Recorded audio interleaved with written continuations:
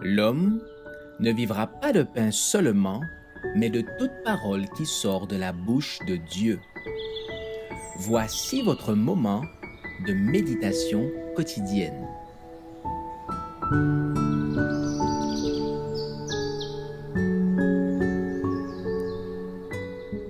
Avec Dieu chaque jour.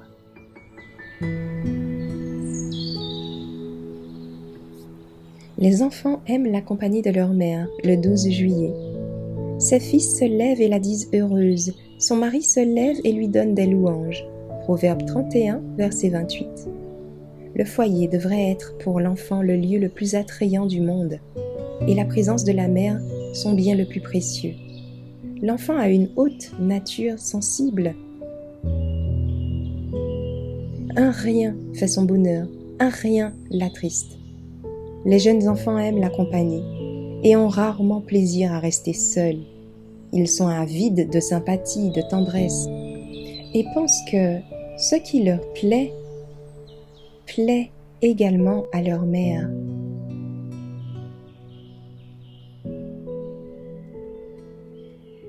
Au lieu de les éloigner d'elles pour ne pas être dérangés par leur bruit, le bruit de leurs jeux ou de leurs petites exigences, la mère devrait leur proposer des amusements ou leur procurer de petits travaux qui occuperaient leurs mains agiles et leur esprit toujours en éveil. En se plaçant à leur niveau, en prenant part à leurs distractions, en dirigeant leurs activités, elle gagnera leur confiance. Avec la patience et de l'affection, elle peut orienter leur esprit dans la bonne voie et cultiver en eux des traits de caractère attrayants. Il faut toutefois que la mère évite que ses enfants ne puissent rien faire par eux-mêmes et ne soient toujours occupés de leur propre personne, s'imaginant qu'ils sont le centre du monde et que tout doit tourner autour d'eux. Certains parents consacrent trop de temps et trop d'attention à divertir leurs enfants au lieu de leur apprendre à s'amuser eux-mêmes et à exercer leur propre ingéniosité et leur adresse. Ils sauraient ainsi se contenter de plaisirs simples à leur portée. Entraînez-les à supporter bravement leurs légers désappointements et leurs petites peines.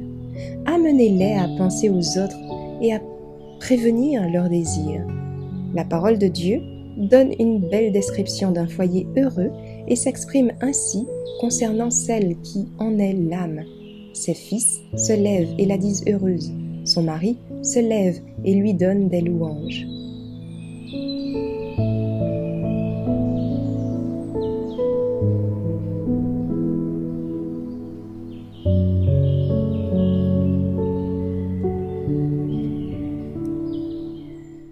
Merci d'avoir écouté cette présentation. Assurez-vous de nous rejoindre demain pour votre moment de méditation quotidienne avec lereste.org.